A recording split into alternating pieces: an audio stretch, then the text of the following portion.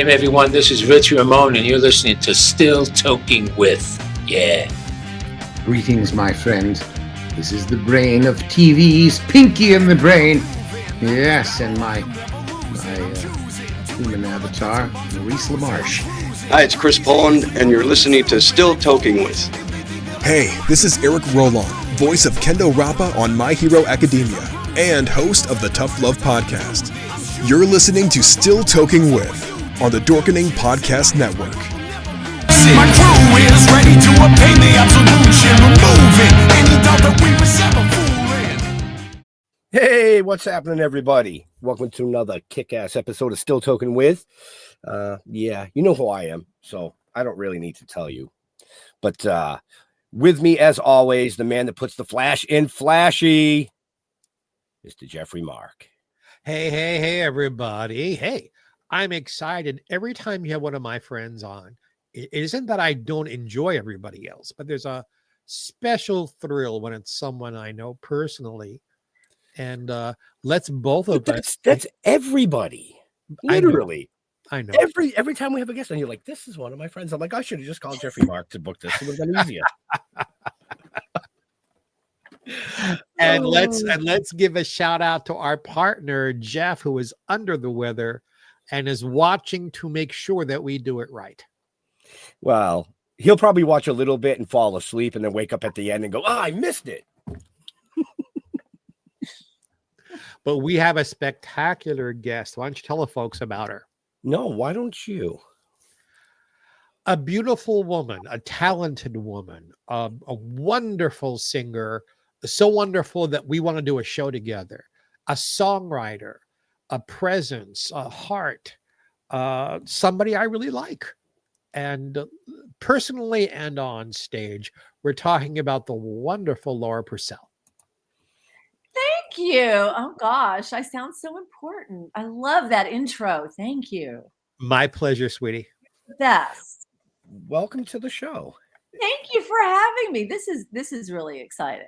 I'm thrilled to be here. I've been looking forward to this all week. We've been looking forward to it since I booked it a month ago.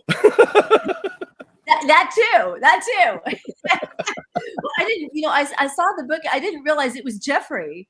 And I don't know how that's passed my. I'm like, oh my God, I know Jeffrey. This is exciting.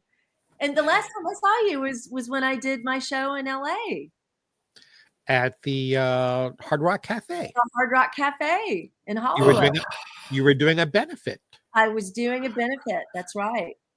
Now I was there ringside cheering you on. Now I have to come to LA. You were so much fun, and that was, it was a morning show, which is weird. It was hard to get people out that early in the morning, and I have to thank you so much for making that. You had a full house of very appreciative people. I did. And all of us said the same thing. Where is the coffee? What time can the coffee arrive? Could you please bring some more coffee? I know. Because none of us are awake at that hour usually.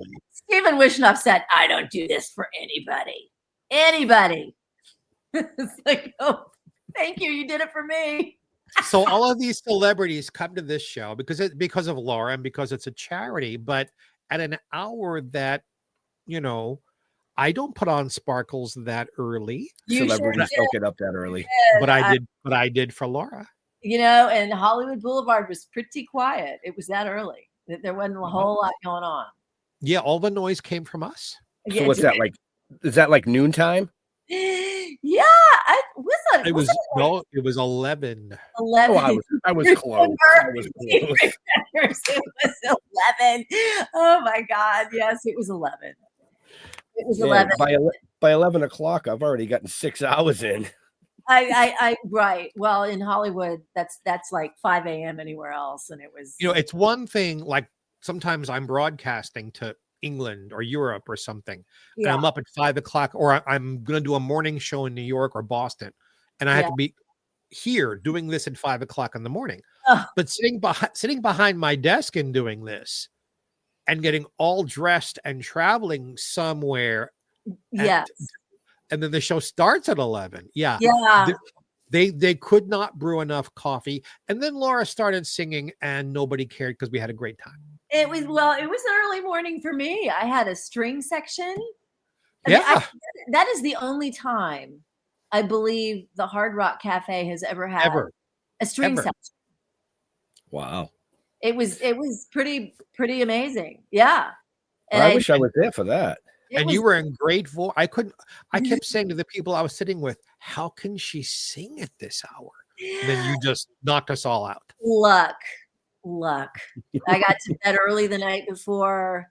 I got up really early before the sun came up. I was doing my vocalizing. I was ready. And it wasn't raining. It wasn't raining. It was actually, we really lucked out. It was a really beautiful day, and Lisa Gibbons was there. You know, she was an incredible host. It was just an amazing day. I'll never forget. And I thank you. I know I had a wonderful time. I thank you. Yeah. Now I'm jealous. That's all. I'm just going to say I'm jealous.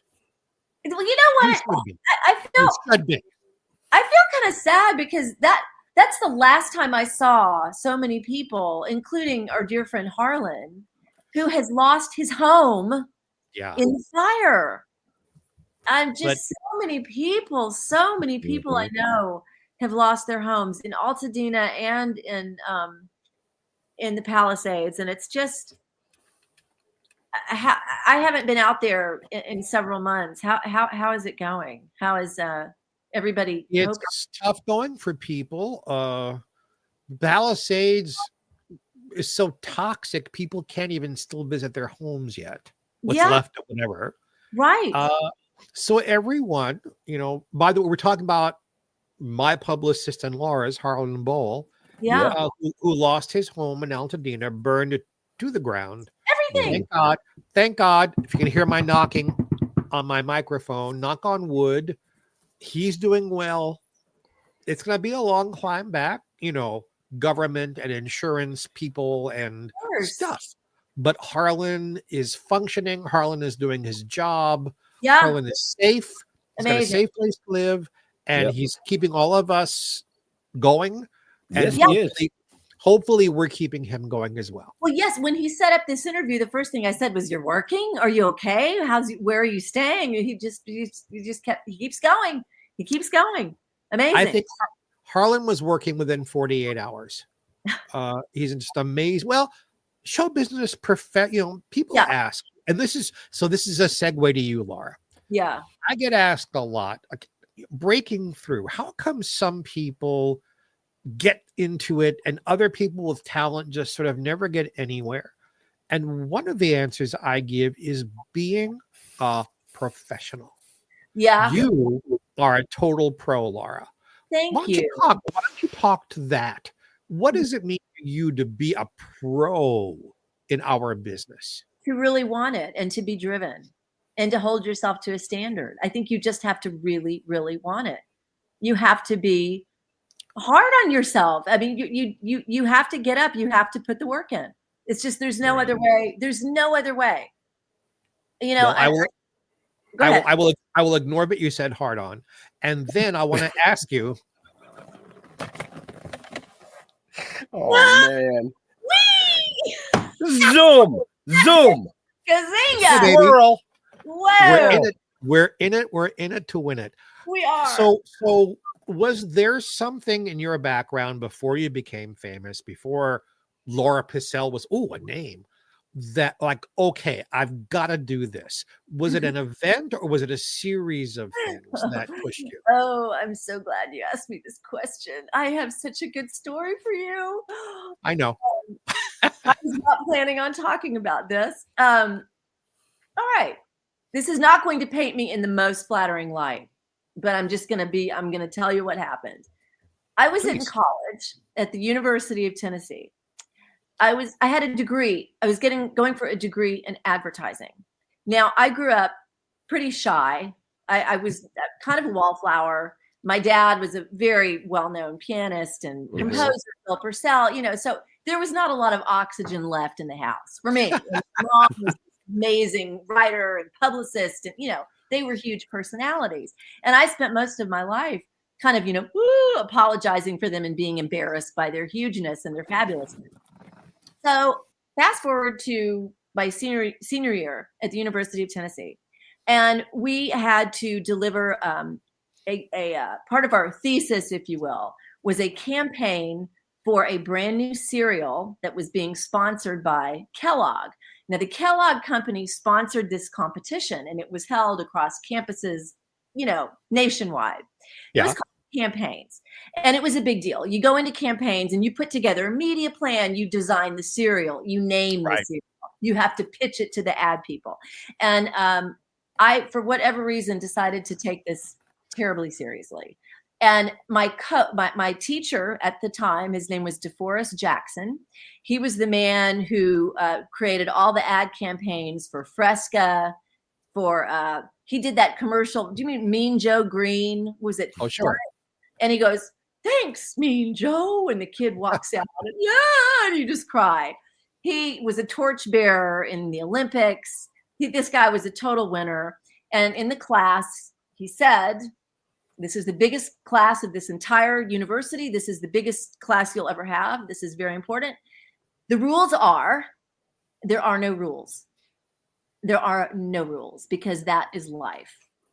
And I took that to heart.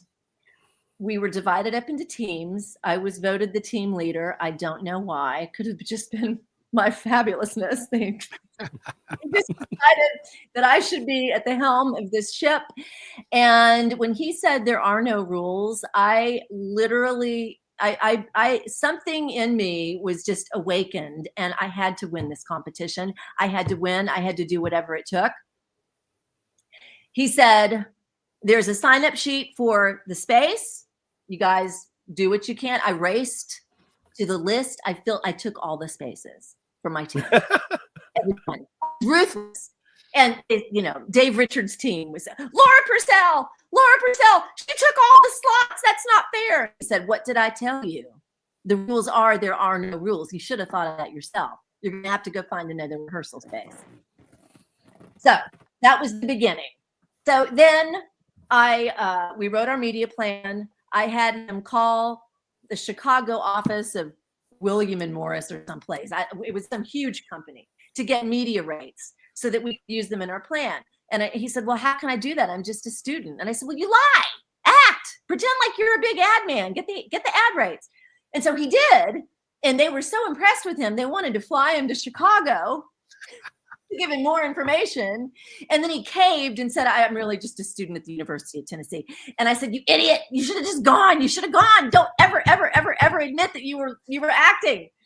So we didn't go to Chicago. We created the media plan, and I was going to be the one presenting it because I was the actor. I was, at that point I had already been on stage and done some things. And when it came time for the presentation, this was the day before, there was a tech rehearsal, and the other teams were allowed access. They had to have a tech rehearsal. I couldn't take that away from them. Right. So as I saw them going into the tech rehearsal, I saw them bringing in rolls of tape, carts, slide projectors, screens, boxes. And I thought, oh, that's how they're going to lose. It's too complicated. So I stripped us all down to nothing. It was just me and the words and selling the hell out of this media plan. So we go in during our tech rehearsal, we rehearse. And as we're leaving, I saw painter's tape on the ceiling and on the wall and on the floor. They were markings for Dave Richards' team to put the slide projector and the tape and the. You didn't. I see where that's going. I did. Oh, I love it. I love it. There are no rules. There are no rules. I was like, "Guys, the tape, get it out, rip it all off, all of it." They were like, "Oh, we can't do that. We can't do that." I said, "Yes, we are. Yes, we are. And you are going to help me." We got on ladders. We peeled up. By this time, they were so into it. They wanted to win almost as badly as I did. I then took the extension cords. I rolled them up into a pile and I hid them in a drawer behind someone's desk. By the time we left that room, it was bare. was nothing. So the next day we go in to do the presentation. And we're just riffing. We were loose. It was great. I felt, for the first time in my life, I felt like a star.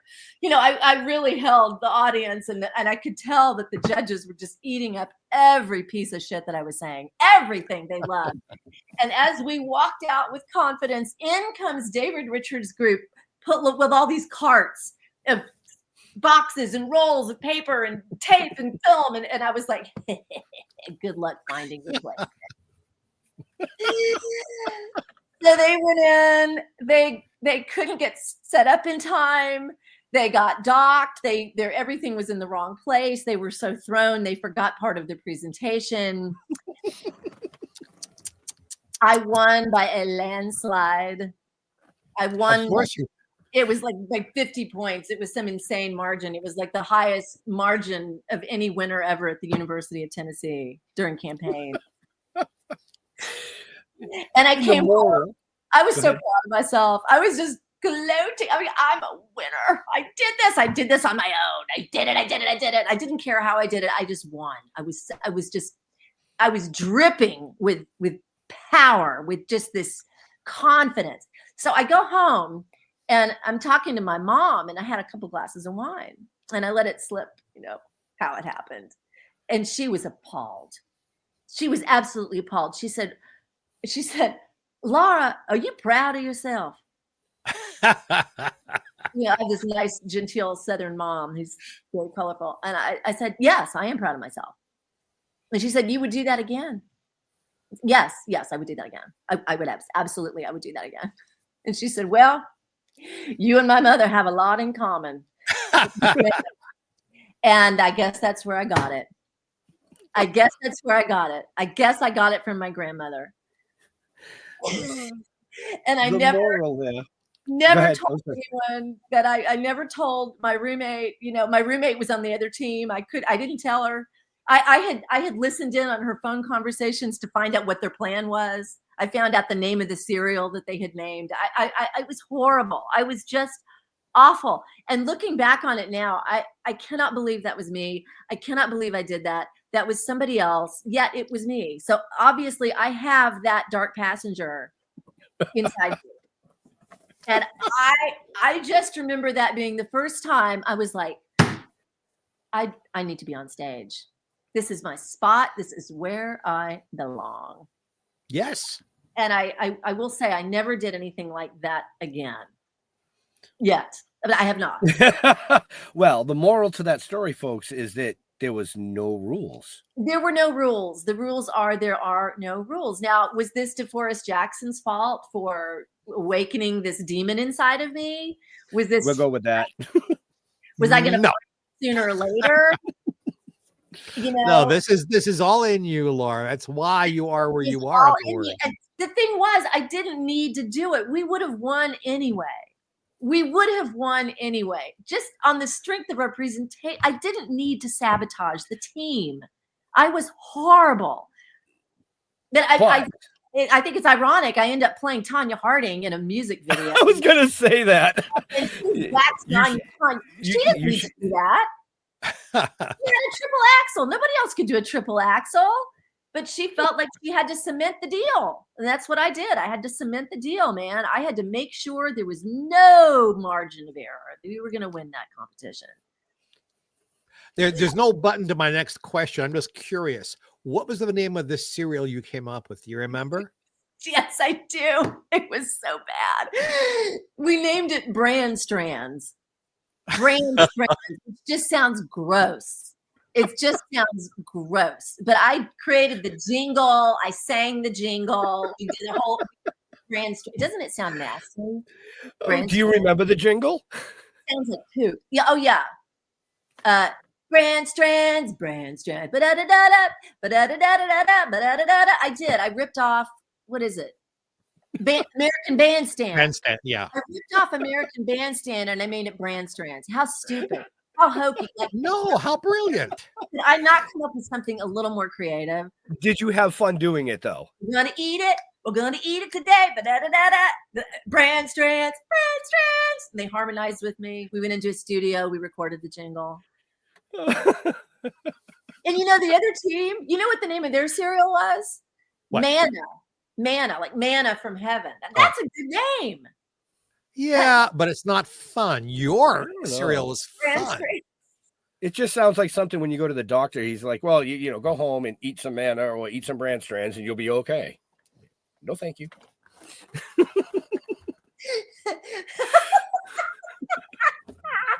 know, we had to have come up with like 50 names for that damn cereal. I don't know why we settled on bran strands. And I know I came up with it. Because it's funny. I think it was because she was too busy pulling tape off the ceiling and she was like, this is much more fun. It's just a horrible story. And I don't even know why we're talking. What did you ask me? You asked me like when I decided to become a professional.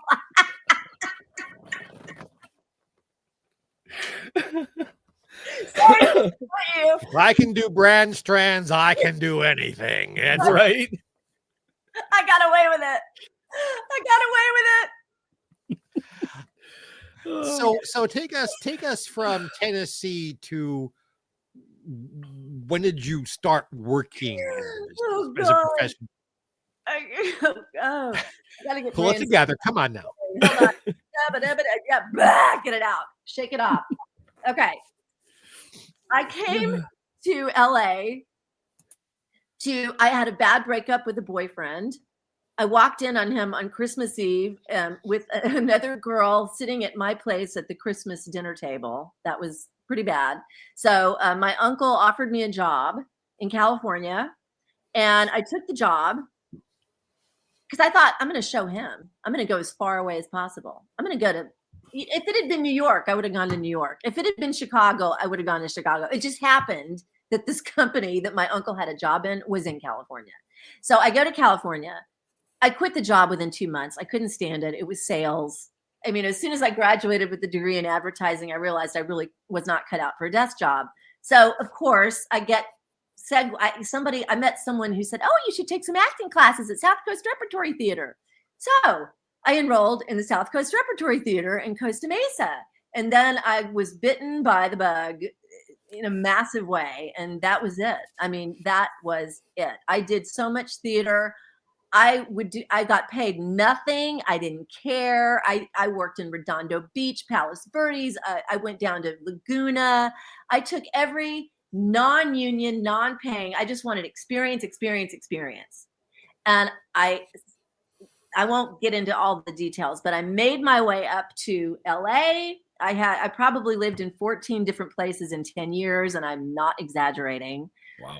I enrolled in the Beverly Hills Playhouse. I studied with Milton Katselas and and Jeffrey Tambor and Jocelyn Jones. And that just, I mean, it absolutely changed my life. And I found this community of people I loved, and I loved acting. I just loved it. I loved getting lost in characters. I was never a leading lady. I was always going to be like the second banana character actress. And once I was able to swallow that pill and be okay with it, it was actually a lot of fun. I got to do a lot of really fun things. And then when I was doing children's theater, they asked me to sing a song. And I was like, well, I'm not really a professional singer. I sing in the shower. I did Brand Strands commercial to American Bandstand, but I don't sing. And so I sang, and they were like, you have a pretty good voice. I was like, oh, thanks. So the guy that I was doing theater with said, well, I have a gig at the Lucy Florence Coffee House on Santa Monica Boulevard. Do you remember that place? It used to be, It was right by the Hudson Theater. Yeah. And he said, I need a backup singer. Can you, and I was on it. I mean, any opportunity. I just never said no. That's another thing. Never say no. I never said no. I said yes to every single opportunity I had. It didn't matter what it made. I don't care what, havoc it wreaked on my life. It didn't matter. It was a job. It was opportunity. I was the same way. Yes. If someone said, can you? Yes. Before I heard what it was, I answered yes. Of course. And then I learned how to do it. Not yes, but hell yes. Yeah. Do you know how to do this? Yes. I'll learn. I will learn. So I learned how to become a singer. I did background vocals for him at Lucy Florence, and the guys who owned the place, they were this fabulous. They were twins that owned the place. I can't remember their names. They were so awesome. Ron and somebody else. Anyway, they loved me and they offered me a show. They said, we want you to do your own show. Now, keep in mind, I didn't know what I was doing. Okay. I didn't know songs. I didn't know charts. I had no clue. Didn't play an instrument. And he said, we really like you. And we can help you pack the house. Can you do this in 2 weeks? And I said, yes. Of course. I said, yes. I go home to my sister. I live with my sister in an apartment. And I'm like, Margaret, I've got a gig. I've got a real gig in 2 weeks. I don't know what I'm going to do. I have to find a piano player, I think. And she said, well, I know a guy named Steve Lockwood. I just met him. He plays jazz. He's supposed to be really good. Call him. So I call Steve Lockwood. I had balls the size of Texas. I cannot believe I did this. I call him. I said, my name is Laura Pursell. I'm an actress. I think I'm a singer. And I have to do a gig in 2 weeks. And I have no idea what I'm doing. Can you help me? And he started laughing. He thought that was so fabulous. He said, you don't know what you're doing. I said, no, I need songs. I said, I know Summertime and I know Making Whoopee. Those were my 2 songs. Those were the only songs I knew. I said, I need 2 sets. I think I need like 15 more songs. And I'm really fast. I'm a fast learner. And he said, well, this is crazy. Let's do it. And I went to his little shabby apartment. He lived in this hovel. I went over there and we put together 2 sets. And I invited everybody from the Beverly Hills Playhouse. And of course, they're such a supportive community. They all came. So I packed the house with all these actors. Packed. And it was me and Steve on piano and a bass player I'd never met before. And we did the show and we did Nature Boy. I love Nat King Cole. And I of course I picked all these songs, Bette Midler, things I liked. And I was doing Nature Boy and all of a sudden I got lost and I didn't know where I was. I was the bridge. So I just start scatting. I've never scatted. I'm just like,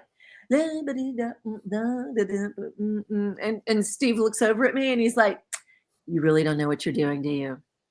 You really don't know where you are. You really don't know where you are. I was like, no, get me back from the top. Again, I got away with it. And they invited me back and then I became a regular and then that led to other things. And then I decided to, I really need to know my shit. I need to study music. So I started taking piano lessons. I studied with Seth Riggs, vocal coaching. I was serious. I really, really wanted to learn this craft. I didn't want to be just some fly-by-night idiot who just says yes and never delivers, So I really worked hard. And my uncle stepped in and financed my first CD. And I was able to network through sitting in at the Money Tree and various people in the various jazz clubs that were still around at that time. I was able to work with some real A-list players, guys who worked with Frank Sinatra, guys who were on The Tonight Show. I learned, and I'm so blessed. I worked with Ron Anthony, who was Frank Sinatra's guitar player. I worked with Barry Zweig. I worked with Ross Tompkins, the piano player from The Tonight Show. Tonight Show forever. Yes, I worked with Earl Palmer, the drummer. He got me my first gig at the Money Tree. I don't know why the universe decided to just shower all of these fantastic, legendary talents in my world. And they loved me and they took me under their wing and they taught me so much. And they're all gone. Because you had talent. Yeah. And you wanted it and you were willing to do anything to make it happen. And when we do that, because all the people who have helped me through the years, the huge names. Yes. And why me? Because I had the talent and I really wanted it. And I was open to receiving, not just receiving the help, but doing like you did something with it. When people see you taking what they give you and doing something with it, then they want to give you more. Absolutely. Absolutely, Jeffrey. That is so true. 100%. You have to receive and you have to give back. And you never, and when you're in it, you don't think about it. You're just so full of so much passion for it and the love of performing and the love of expression and doing something that you kick ass at. Like, this is something I can do. I do this well. You sure do. Oh, it's thank you. It sounds like I'm bragging. But Laura, never apologize for telling the truth about your talents. Right? You're not bragging. This is how it is. No, we're gonna brag though. We are gonna brag. So go ahead. Fast forward a little bit here to your first national recognition in 2001 in Palm Springs. You sang for President Gerald Ford and his wife. Like, okay, now we can brag. I mean, I was at the right place at the right time. I was with this Al Yankees band, and I was just the chick singer in the band. I was just, it was a benefit. I did lots of benefits in Palm Springs, cancer benefits, and the airplane hangar and all this stuff. Right. And he called me, he goes, "Can you do the song What I Did for Love?" And what I did for love, that song. And I said, sure. Okay. Why? He said, well, because that's Betty Ford's favorite song. That was Betty Ford, Gerald Ford's wife. I was like, yes. You're actually, you're singing for Gerald Ford and his wife. I was like, you gotta be kidding. It was a fashion show benefit. And I got to be the singer for Gerald Ford and his wife. Right. And I sang What I Did for Love. Kiss today, goodbye. That's the song. And point me toward tomorrow. Yeah, from a chorus line. So that was the song. And when I got up to sing it, and there were thousands of people there. They had this huge jumbotron. And there I was on the jumbotron singing for her and him. I mean, that was an incredible moment that I did not see coming, and I'm just glad I was able to deliver it. And they were very gracious. Like I said, now we can brag. Yes, and it's not an easy song to sing either. No, I didn't know it. I had to learn it like in a week or less than a week. It's very rangy, up and down, and it is. I haven't sung it since. And point me toward, we did what we had to do. La, da, da. Yeah, it goes up in the rafters. I remember that. It's a great song. Do you know that even Ethel Merman used to use that song to close her concerts in the years right before she died? Really? So, yeah. Oh, yeah. Wow. Just turn piano. Wow. She'd sing with these huge symphony orchestras, and then her encore was to come out with just the piano. And she'd be cute about it. I'm sorry, we have nothing else rehearsed, but I'm in some pretty good company. You're always in good company, sweetie. Oh, that's great. I didn't even know that. I haven't even thought of that song since you mentioned it just now. That's an old memory. Wow. That's okay. Well, it's new for our people who are watching and listening, so it's new for them. Interesting stuff. Interesting stuff. It's just you looking over your bio and your resume, I was just like, wow. Going from actress to singer to songwriter, releasing CDs. And let's talk about that a little bit. So you have new material coming out, from what I understand. I do. I've been a writer for a long, long time. I wrote a one-woman show called The Pope of Jocelyn Hollow, which I performed at the Beverly Hills Playhouse and Burbank Theater, another Burbank. This was in 2018. So I've been collecting stories like the tape off the wall. I mean, that's such a great. I need to write about that. Where am I going with this? Oh, so I had kept journals my whole life, and I the most logical step from recording other people's songs is to start writing your own. You know, it's after a while, you learn in the business, the money really isn't in recording other people's songs. It's in publishing. Right. It's in writing your own material. And I'm not saying that was the main reason, because it's not, because I have so much I want to say and share. And I play piano, and I'm actually accompanying myself for the first time ever. And I have so many great memories and, painful experiences, but happy things I want to share. And I have been working with a lot of collaborators. I started in LA, but when I relocated to Nashville, that's when it really kind of took off. I joined a ukulele trio with 2 other women. And during COVID, there was no work. We would put our masks on and we would go to senior centers and play. And we started harmonizing, and, we became pretty good. And it's like, well, this is kind of fun. It kind of makes you a better musician when you have to harmonize with other people on the fly. You just have to listen to turn your ears on. So we started writing our own material. And then I started writing my own stuff. I mean, I can't say that there was one moment where that was just, this is it, I'm going to be a songwriter. I think this was always going to go that way. I put together, I wrote a song, I co-wrote a song called 3 Miles from Christmas Eve, which I did in September, and it was released in December. And it got, it's kind of late in the game. If you're writing Christmas songs, they really should be done a half a year before, if not longer. Right. But I got it on Spotify. I got it on a ton of playlists, and it's a classic sounding song. I'm really, really proud of it. And I've been working with Stefan Oberhoff. Jeffrey, do you know who he is? He's a musician. He's originally from Germany. I met him in LA, and I worked with him in LA. But he came to Nashville after I did. So he lives in Nashville. So I have been working with him in his studio, and we have come up with some incredible and some beautiful material.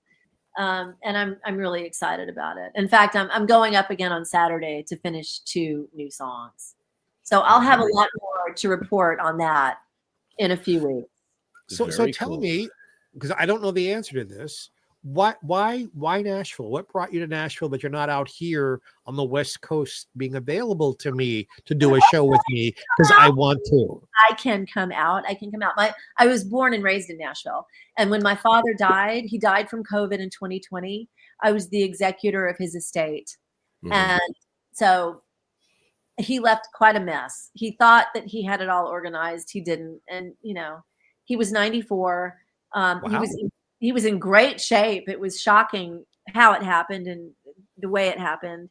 But once I got back here, I realized I can't just fly here, do this, and go back.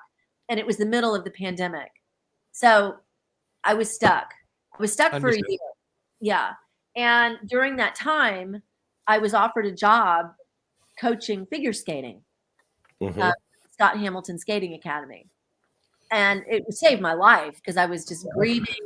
My life had been upended. I had left LA and my friends and my home, my husband still in LA. I came back, and that job and being able to teach another skill to other people, really, of all the shitty things I've done in my life, like peeling that damn tape off the wall, at least I'm altruistic.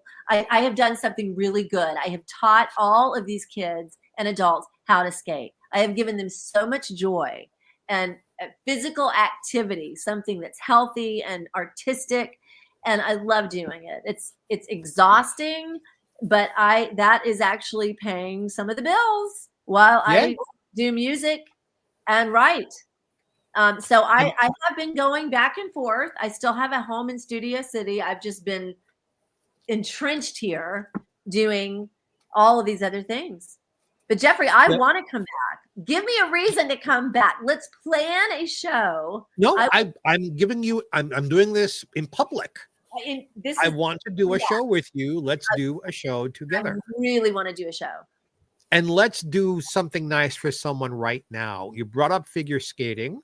Yes. And another former figure skater, Elaine Ballas, Yes. is fighting the good fight Yes. against cancer. And Yes. let's hey, everybody watching and listening, let's set a prayer chain out for her. Yep. It's getting very, very serious, unfortunately. It's not going well. Let's put it out to the universe that she needs to get better. Let's do that as our good deed for the day. All right, everybody, on the count of 3, just send out Elaine Ballas healthy energy. 1, 2, 3. Elaine Ballas healthy energy. Yes. Light. Yes. Healing. Okay, back to the show. Yeah. So yes, I want to do a show with you. Absolutely. Because our voices would blend well, and I boy, think so too. and let's add a string section to jazz. That would be hot. Well, I know where to get them. I know you do. I know I you know do. who to call. And I owe Lisa Gibson a jazz brunch anyway for her show, for her charity. So let's.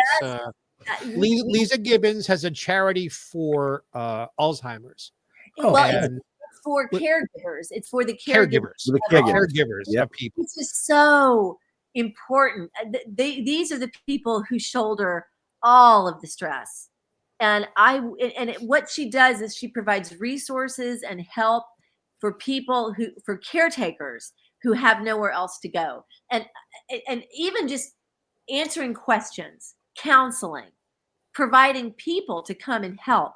And I wish I had known about that or had been able to take advantage of that when my mother died of Alzheimer's. We were flying blind and we did everything wrong. Did all the things that you're not supposed to do. Textbook, you're never supposed to get upset. You're never supposed to blame the person. You're supposed to be calm. You're supposed to take care of yourself. Caregivers never take care of themselves. Right. They don't. They do not. No. So here's my idea. I just had it just this second. Ding, ding, ding, ding. And I'm not kidding. Just this second. In 1953, the Ford Motor Company celebrated their 50th anniversary with a 2-hour special that was broadcast on both CBS and NBC simultaneously. The hit of the show, they got Ethel Merman and Mary Martin to come out and do a 10-minute thing, singing some of their hits and singing duets together and doing counterpoint songs. Yes. I think you and I should recreate that 10 minutes as the finale of the show while we do other things and sing a couple of jazz things together. That's our finale. I love it. So there we go, folks. So, and I'm going to throw out, if you get me a sponsor, Jeff and I will fly out and broadcast it live. There you go. Yes. Just saying. Just going to throw that out there. We're going to plant the seed. Oh, boy. Who can we get? We'll and we'll involve Lisa and the charity, and we'll make this the biggest moneymaker Lisa ever had. Oh my goodness, she'd be thrilled, and she's so easy to work with. She is so wonderful. She's a sweetheart. Oh my God! And her assistant, I can't remember her assistant. She was wonderful. She was a joy to work with. They gave me everything I needed, and I hope I was able to help them in some way. I just love what they're doing. You helped them in many. You were like Wonder Bread, good for you in 10 different ways. We're gonna make that happen, Jeffrey. We're gonna make that happen, and Ben and Jeff are gonna come out and broadcast it, and we'll have it. We'll be all over the country raising money for Lisa. Yeah, it'll be all over the world. We'll put the link right in the show notes. We're gonna do that. So, and I do want to say real quick to our viewers and our listeners, if you want to know more about our amazing guest, check the show notes up above or down below, depending on where you're watching or listening to us. Everything about her is in there. So including her Spotify and all that. So I'll clarify. All the things for the stuff is there. There are a lot of things. Yeah, but the tape is missing. I don't know where that went. We never found it.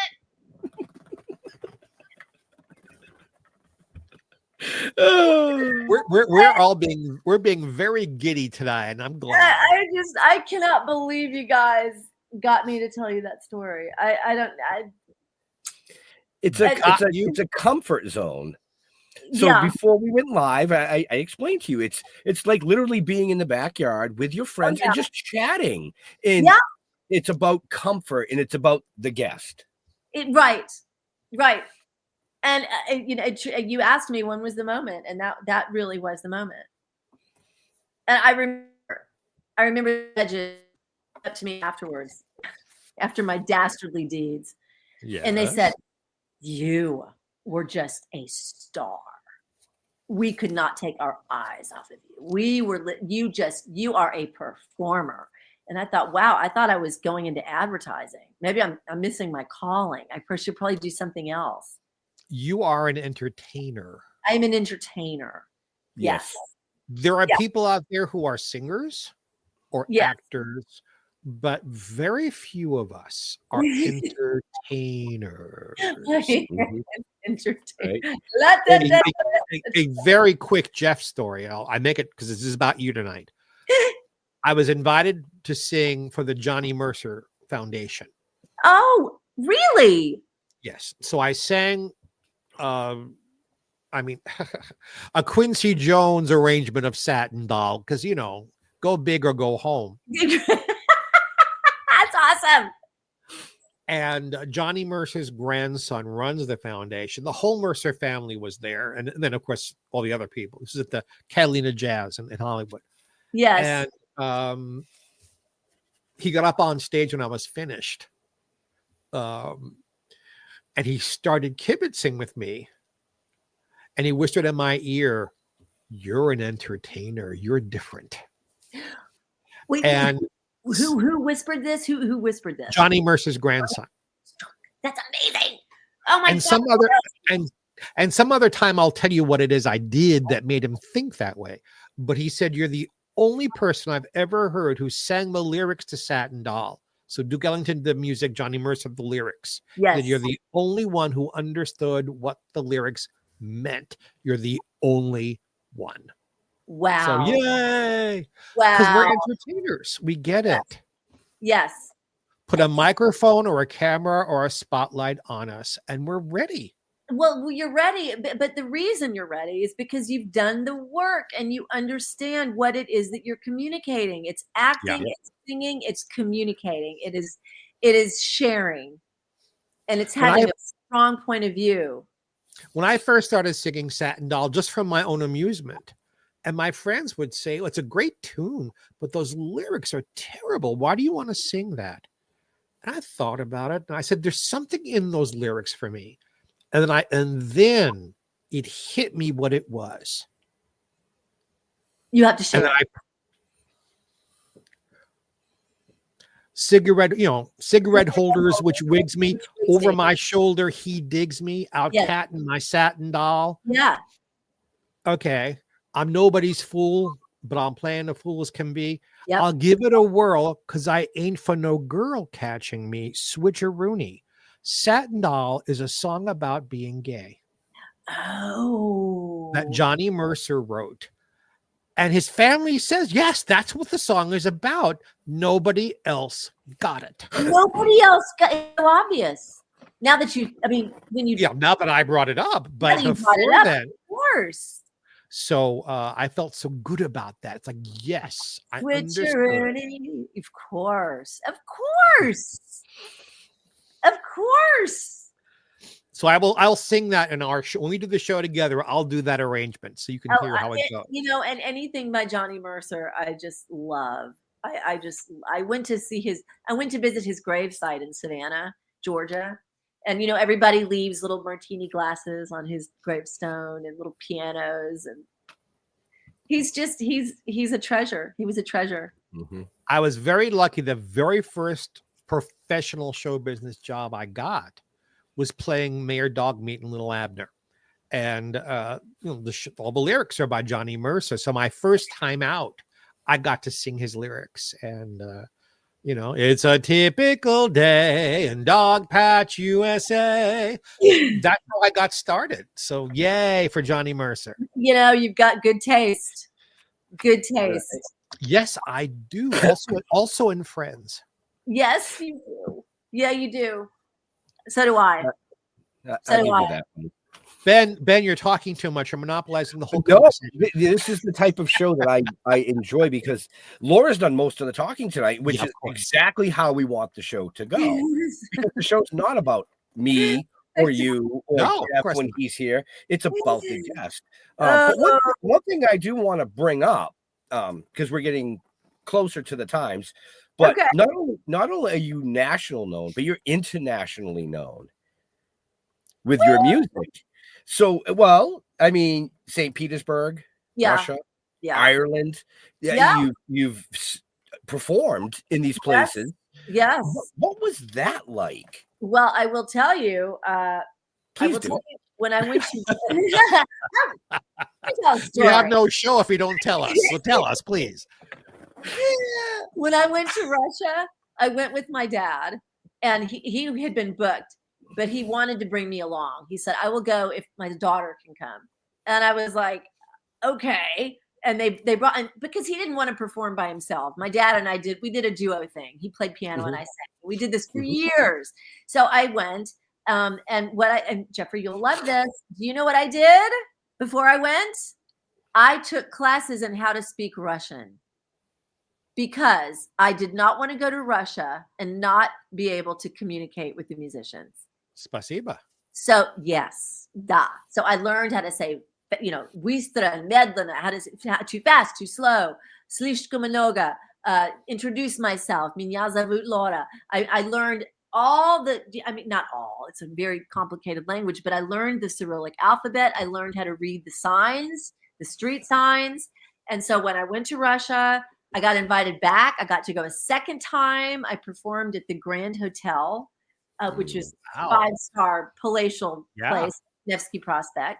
And by then, I had like a Russian band. I had these guys played with me during 2 tours, And the second time, I actually had a little Russian in my back pocket, and we could actually communicate somewhat. They laughed at my accent. I sounded like an Italian. Italian Russian. Меня зовут Laura. It was like this. But all the vodka smoothed everything out. Right. The vodka is very good, I have to say. Pure vodka in Russia, it's the purest. But I thought you would be impressed that I actually took it that seriously, that I would learn how to speak Russian. And when I came back, I thought, well, I might as well continue. So I ended up studying Russian for 4 years at the Beverly Hills Lingual Institute. Good. Then you can help me with my Russian. Why not? And I haven't spoken Russian in a while because unfortunately, I don't see myself going back to Russia anytime soon, given everything. But I have some friends there I sure would love to see. I stayed at their dacha. They were lovely people. We went mushroom hunting. I'm sure there were a lot of people there who said "Bojalsta" to you. They did, yes, and they loved American jazz. They loved to play it. Although when they played it, it sounded more like John Philip Sousa. It was kind of a it's like, they can't swing. It's not in the culture. The only Russian swing is klezmer music, which is which is the Jewish Yiddish jazz. Yes. That's where jazz comes from. People don't know that jazz is a melding of the African American and the Eastern European Jewish klezmer music together. That's right. That became jazz. That's right. But if you were to get this band to try to play Satin Doll, it would sound like a march. This particular, And you know what? I'd go right along with it and sing it as a march. I can do that. Yeah, that's what I did. The drummer was just.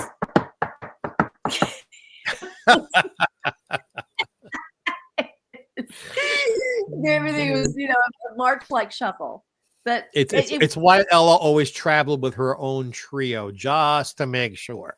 Yes, I have not had that luxury. I would love to do that. But they were wonderful people, and I do hope one day I get to go back. I loved the people that I worked with, and I loved I love St. Petersburg. I never went to Moscow or any, I was only in St. Petersburg. Oh, but I did go to I went to the Dacha, which was, I can't remember the city, but you had to take a train to get there. And it was out in the country. And I felt like I was really in the heartland. It felt like Tolstoy, the land of Tolstoy. It was really interesting. I want to travel more. Yeah, my people are from Pinsk, which is a suburb of Minsk, and Odessa. So I'm part Belarusian and part Ukrainian, which means I'm always fighting with myself. But no, I would. That really is my background. Seriously, I'm not making fun. That is no, it's fine. Make fun. I don't care. But I would love to go. Well, you know what? We'll put this show together and we'll take it on the road, baby. Let's go. You should go. That's in your DNA. Yeah, it is. I'm Irish. I need to go back to Ireland. I'd like to do that again. I've been to England. I've never been to Ireland. Yeah, Ireland is something else. It's special. I went to Dublin and it was back in the 90s. I would really, really, really love to go again. So your favorite Irish memory, because we're running a little bit short on time. Oh gosh. Well, okay. That was about a guy. I did meet somebody. I met somebody. He was a musician. He was very out there, and he actually was not Irish. He was with the group that went with us. But it was magical, and we were staying in this castle, and he was this incredible guitar player, incredible, sexy guitar player. If you want to grab this heart, be a musician, a really good one, and he was great. So, yes, we had a little fling in Dublin. I wasn't married. I'm sitting here shaking my head because there's a joke I'm dying to make, and I'm not going to do it because we're running out of time. She didn't even have to tell the story. The face when you asked the question gave it all away instantly. It was instant. We were in a castle. Their fingertips get very rough. Let's put it that way. I was in a castle having a love affair. I mean, come on, who gets to say that? Who gets to do that? There's a song. In a castle. Now we're bragging. Love Affair in a Castle. That's a song. Castle. Ooh, that's a good title. Yeah. Love Affair. You may use it. Thank you. I will take that. that. Are you ASCAP or BMI? I am BMI. I'm ASCAP. It's okay. It's okay. We'll bridge the gap.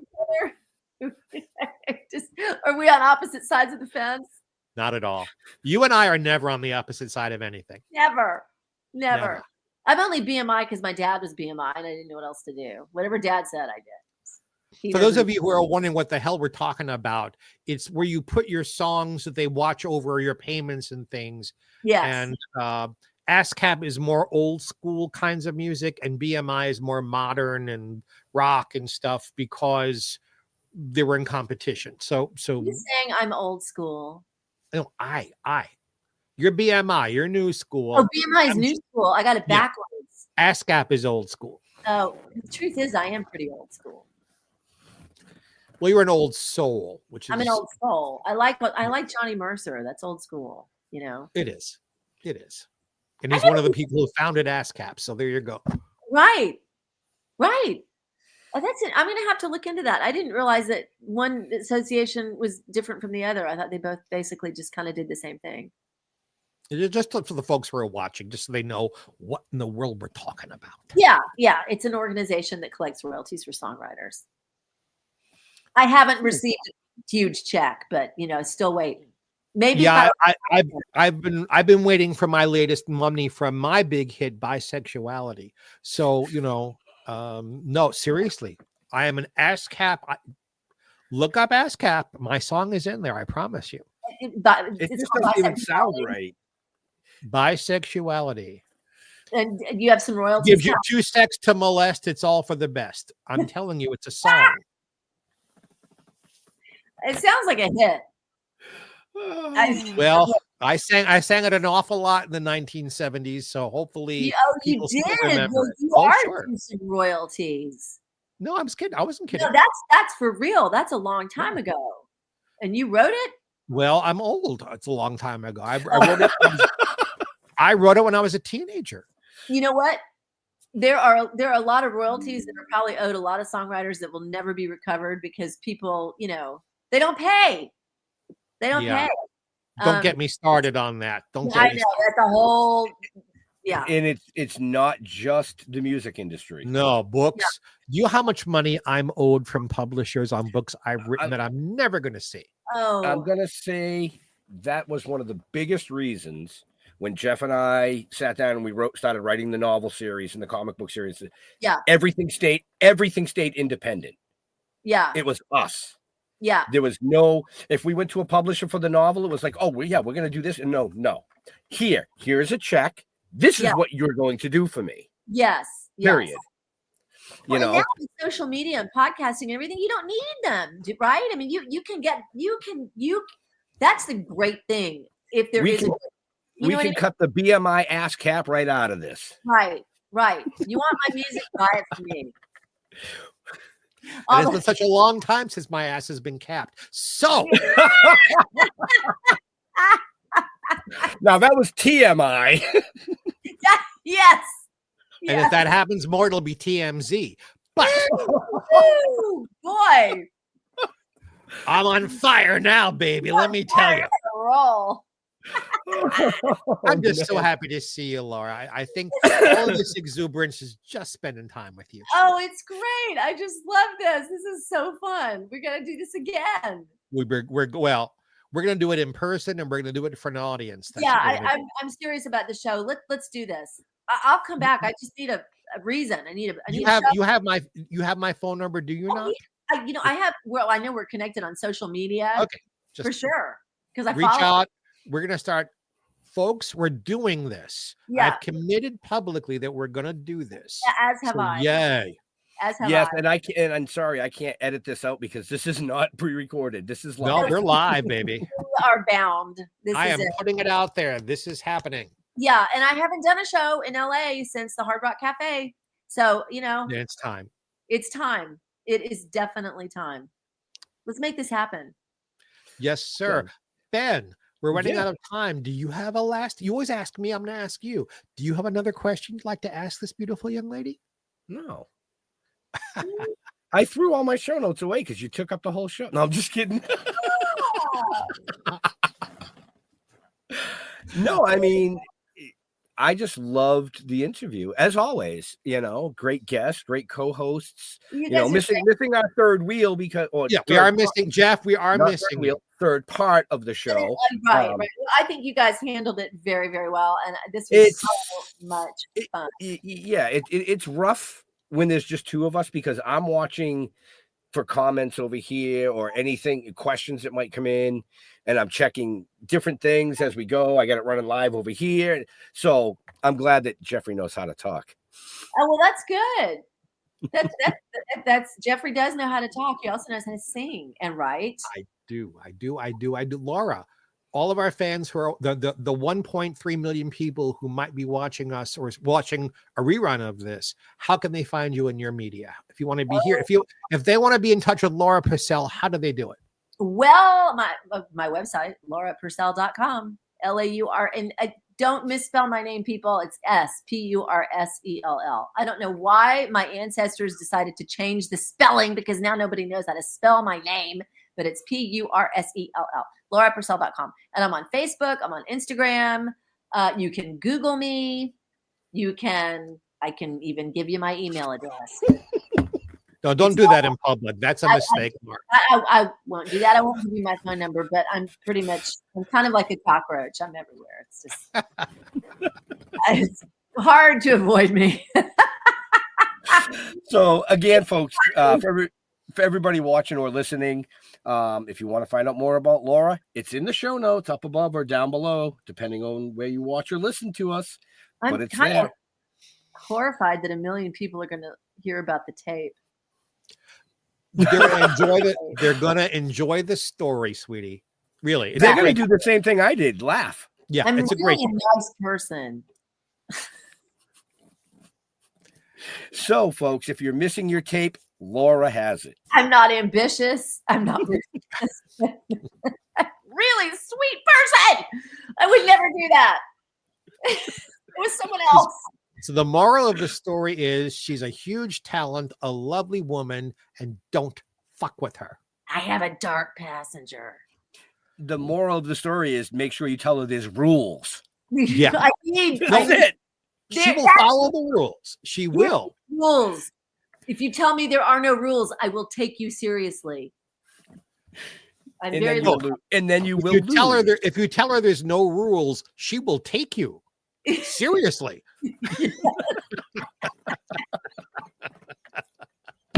Exactly. So, Laura, you have made me so happy today. Thank you. Oh, For you being made me happy. This is my side hurts. highlight of my week. This is great. Yay. Oh, so Jeffrey, any last questions or comments for our guest? Buy her just buy her CDs. Pray In the for show notes, Elaine, folks. and Yeah, I have another show besides this one. Jeffrey Mark Plays Ella. We recorded our second video version today. They aren't available yet, but they will be available very soon in all the platforms where the audio version was heard. So we're working on it, boys and girls. Yay. I think we need to bring your YouTube channel to this network and stop pushing it over these other platforms and give you more eyes on the prize. That's a good idea. I need to do the same. I keep forgetting to mention my YouTube channel. I got some cool stuff on there too. It's in the show notes. Yeah, I didn't forget. all my videos I did. Yeah, there's a lot of cool stuff. Yeah, people love YouTube. We have to talk it up. We have to let people know about that. Oh yeah, they do. They love YouTube. I mean, we stream on 9 different YouTube channels. Oh, that's great. But the video is only archived on 2 YouTube channels. Okay. But it's everywhere else. So Well, and I'm going to share the link with all my followers too. It's fun. So everybody look forward to the Pursell and Mark show coming to a town near you soon. Coming soon. I gave you top billing. Really? Pursell and Mark. I'm a gentleman. Oh, well, Pursell and Mark does sound better than Mark and Pursell, doesn't it? Yes. Right. Well, if you do Pursell and Mark and you take just the first initials, all your shows will be in the afternoon, PM. PM. There's no AM shows. It's all PM. Right. And PM sounds better than MP, I believe. Pursell and Mark. Like I said, I'm a really nice person, so I don't care. Yes, you are a really nice person. That's why I love you. Get me out of this, Ben. All right, I'll get you out of this. Oh God! All right. Well, you guys, thank you so much. This has been so much fun. Excellent. So we want to thank Laura for taking time out of her busy schedule at the ice skating rink, folks, teaching tonight to come and hang out and have some fun. Of course, thank you to Mr. Jeffrey Mark, as always, my brother from another. And to all our veterans and first responders, we want to thank you for doing what you do so people like us can come up here and do what we do. Stay safe. We'll see you next week. We are out of here. God bless and have a happy. Thank you.